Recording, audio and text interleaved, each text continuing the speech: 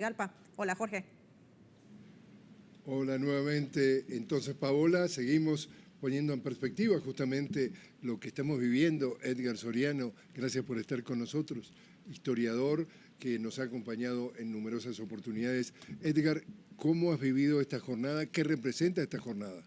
Un gusto, Jorge, conocerte en persona. Ya me habías entrevistado online. Pues hemos vivido una jornada aquí cívica, diría Jorge, en toda la etapa, digamos, de que la gente se movilizó a los centros de votación. Hay 19.167, ¿verdad?, centros de votación en todo el territorio nacional, y inclusive 12 que fueron habilitados en Estados Unidos. La gente salió a votar pacíficamente. Aquí se había construido una narrativa, Jorge, de miedo, de terror, ¿verdad? Como que aquí iba a pasar algo, iban a pasar conflictos, y uno andaba por los municipios, por los barrios, y la gente salió a ejercer el sufragio de manera pacífica. Incluso el Consejo Nacional Electoral, distinto a como lo hacían en la década pasada, en los tiempos del régimen de Juan Orlando Hernández, que a las 4 de la tarde estaban cerrando los centros, aunque se hayan atrasado la apertura de las votaciones, en este caso se extendió 2 horas más. Inclusive el Consejo Nacional Electoral dio chance para aquellas mesas donde todavía después de las 6 había gente haciendo fila, que terminaran con la fila. Así que probablemente en algunos centros de votación terminaría alrededor de las 7 de la noche. Y eso es importante porque estamos, Jorge, en un nuevo contexto que se inició en el 2021 con el triunfo de la presidenta Xiomara Castro, con un Consejo Nacional Electoral, ¿verdad?, conformado por las 3 fuerzas políticas del país, las principales 3 fuerzas políticas del país. En ese sentido, las condiciones son totalmente distintas, ¿verdad? Entonces, nosotros en este momento esperamos pues el conteo de las actas a nivel nacional, ¿verdad? Esperamos que en la próxima hora, a eso de las 10 y fracción, probablemente va a salir el Consejo Electoral. La posición de la candidata Rixi Moncada ha sido muy contundente en ese sentido. Ahora hay una desconfianza porque aquí la Fiscalía presentó 26 audios, ¿verdad? Y esos 26 audios presentan todo un guión, todo un indicio que aparentemente se está cumpliendo en este momento, ¿verdad? ¿Qué es? Y tú me corriges. 3 miembros del Consejo Nacional Electoral, cada uno representa, como tú dices, uno de los partidos más con posibilidades de ganar. Correcto. Acá estamos hablando de un partido progresista o de izquierda, que es el de la presidenta Xiomara Castro, la candidata Rixi González, Moncada. un candidato... ¿Perdón? Rixi Moncada. Rixi Moncada, perdón. Sí, sí. Rixi Moncada, gracias.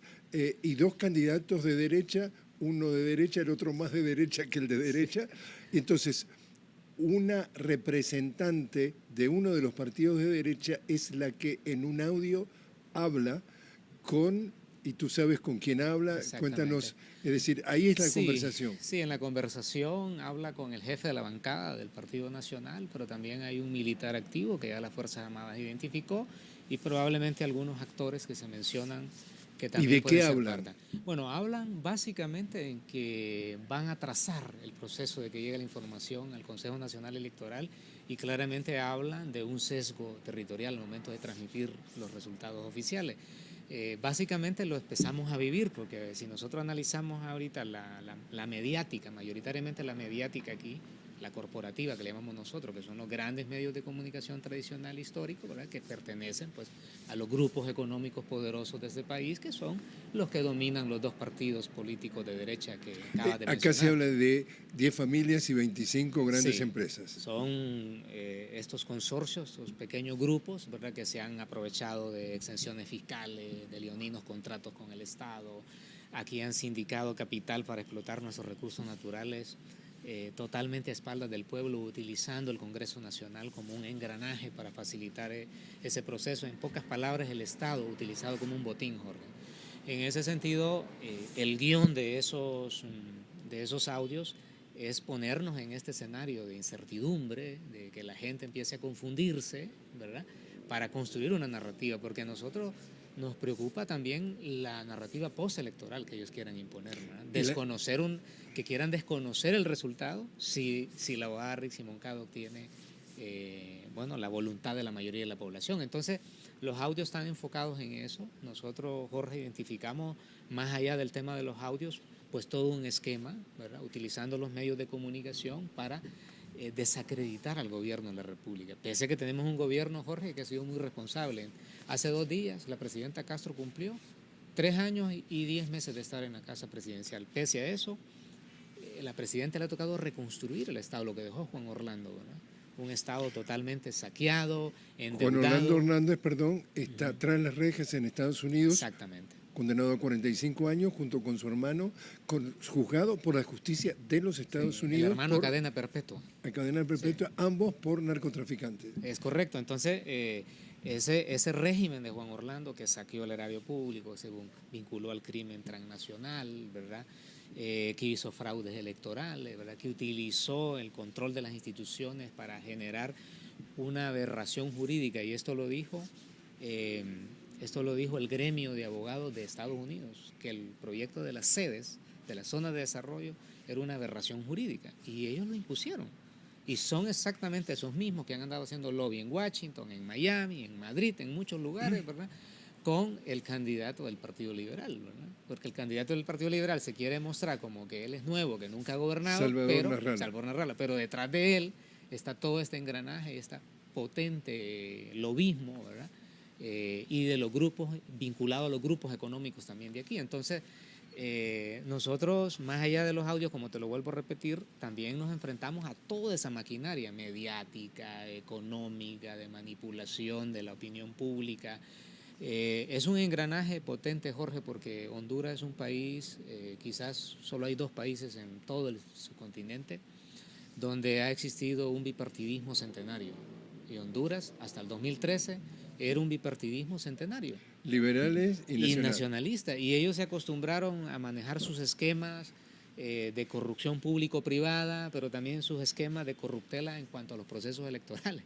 A ver quién se hacía mejor fraude, o ellos llegaban a acuerdos ahí arriba entre las estructuras partidarias. Eso es lo que existía, hasta que el Partido Libertad y Refundación, que surge de las calles, bajo el liderazgo del expresidente Zelaya, que le dan golpe de estado por el simple hecho de querer hacer una consulta popular. Imagínate, Jorge, el nivel de radicalidad que tienen los grupos de poder en Honduras, ¿verdad? Y también, por otro lado, Jorge, el papel de Estados Unidos en toda esta dinámica, ¿verdad? Que en esta elección, ¿qué fue? Cuéntanos, 72 horas antes de este domingo, ¿qué pasó? Sí, bueno, mira, en Honduras desde 1919, de septiembre de 1919, que el representante diplomático de Estados Unidos aquí en Tegucigalpa le envió una carta al presidente Bertrán en aquel entonces para que renuncie durante un conflicto armado que había en el país, y desde entonces digamos que ha habido la participación en el tutelaje de las transiciones políticas en Honduras. Y por primera vez hay una elección, ¿verdad?, donde el partido de gobierno lleva una candidata muy potente, una mujer con un discurso muy coherente. A hoy. Sí, me refiero a hoy, que es con Rixi Moncada, sí. Y por primera vez llevamos y nos enfrentamos a toda esa lógica, porque es toda la lógica, todo el engranaje conservador político, las estructuras de poder económico, esos espectros mediáticos, el papel que juega Estados Unidos, las ONG acá que obedecen esos intereses, todo un engranaje, a los lobistas, que eran los de la sede, los que se aprovechan de los recursos naturales, porque este país nosotros lo recibimos con 199 zonas de extractivismo de recursos naturales, para que tengamos una idea, en todo el territorio nacional. O sea, los intereses a lo que el Partido Libertad y Refundación, con un discurso concreto de democratizar la economía, se está enfrentando, no es nada fácil. Y lo estamos viendo ahorita en ese momento, y por eso la posición de Rixi Moncada ha sido muy clara, que vamos a esperar el conteo de todas las actas y reseccionar todas las actas y que se cuenten esas 19.167 actas a nivel nacional, para que el pueblo hondureño tenga la verdad concreta a quién favoreció a la mayoría de la población. Bueno, el Premio Nobel de la Paz argentino, Adolfo Pérez Esquivel, escribió justamente una carta al expresidente Manuel Zelaya, que como tú dices le dieron un golpe de Estado en el 2009, en donde él le advierte, que le dice que se está tejiendo un golpe, pero dice es un golpe electoral, porque dice, los 2 partidos, como dice, el bipartidismo, están tratando de hacer fraude. Ahora, también para una audiencia que nos ve fuera de Honduras, si entiendo correctamente, de la manera que esas conversaciones, como tú dices, de una representante del partido, uno de los partidos tradicionales, habla cómo quieren alterar, digamos, esta, no solamente la transmisión de los datos, sino la publicación de los datos preliminares, es en la selectividad de cómo llegan, en qué orden llegan los resultados, de tal manera de que traten de favorecer esos resultados que se proyecta por primera vez, que como tú decís, supuestamente van a pasar en los próximos minutos, Claro.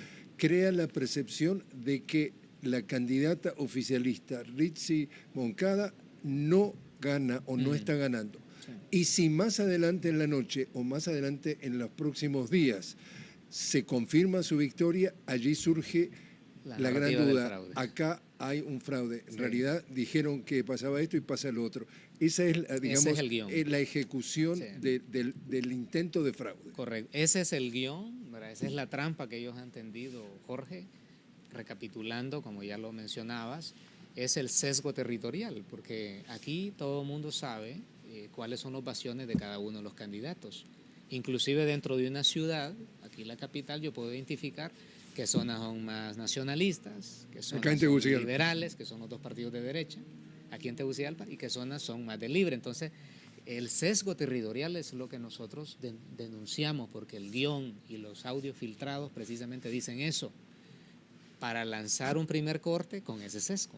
Eso es lo que nosotros hemos estado denunciando y por eso nosotros hemos del criterio, y la candidata Rizzi Moncada ha sido el criterio, que aunque en el primer corte el Partido Libertad y Refundación vaya arriba, pues nosotros nos mantenemos la posición de que hay que todas las actas, escrutar todas las actas y que el pueblo hondureño conozca la verdad, porque si algo se ha caracterizado, Jorge, este partido es que aquí construyeron una narrativa para acusarnos de fraudulento, pero aquí los que han hecho los fraudes son otros.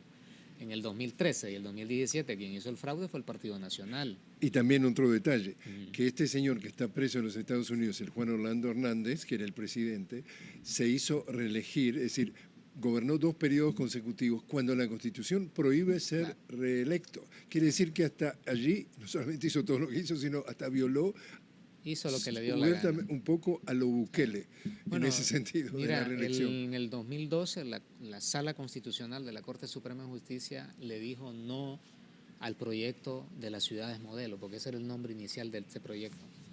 ¿Y sabes qué hizo él después? Cuando la Sala Constitucional le dice no, 3 meses después está destituyendo a la Sala Constitucional y pone amigos de él en la Sala Constitucional y luego le cambian el nombre al proyecto y le ponen sedes. O sea, que él se acostumbró a imponer todo tipo de proyectos a su medida y en su lógica neoliberal, ¿verdad?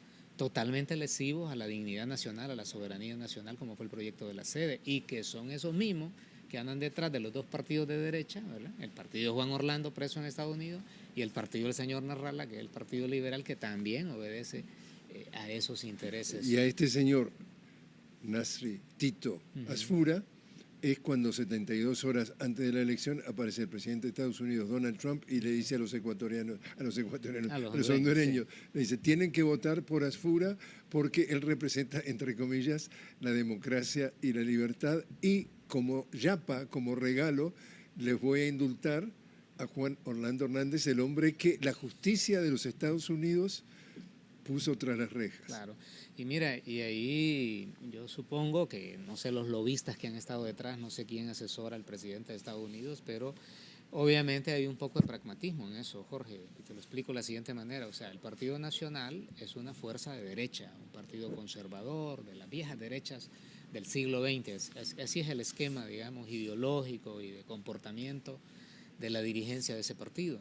En ese sentido, ellos analizaron, bueno, este es el partido realmente de derecha de Honduras, lo dirige gente realmente que obedece a esos principios, ¿verdad?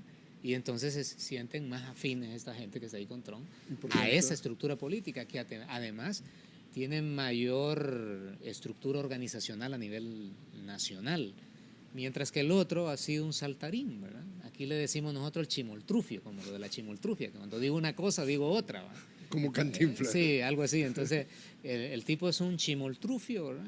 Hoy apoya... Estamos hablando de Narrala. De Narrala, hoy apoya... Bueno, se unió al Partido Libre en el 2017, en el 2021 igual. Luego ahora es oposición, entonces... Y él realmente no tiene estructura política, él lo están utilizando. ¿verdad? Que hay grupos de poder y todo ese esquema de poder lo está utilizando él porque él es un político mediocre. Realmente, no tengo otra expresión como decirlo. Es una persona que ha fundado dos partidos, los dos partidos los ha perdido, los ha dejado votados, ¿no? Porque él tiene un solo objetivo, es él llegar a la presidencia. Pero no es una persona de lealtades políticas, no es una persona de estructuras políticas. Entonces, obviamente, quizás ahí en Washington, aunque él tenía sus propios lobistas, pero eran estos lobistas de mayameros, ¿no? No un lobby quizás al otro nivel, que sí ¿De parece ser que Washington? el No de Partido Miami, Nacional, sino de sí, Washington. el de Washington, como que fue más potente el del Partido Nacional, pero a eso han reducido los procesos eleccionarios en Honduras.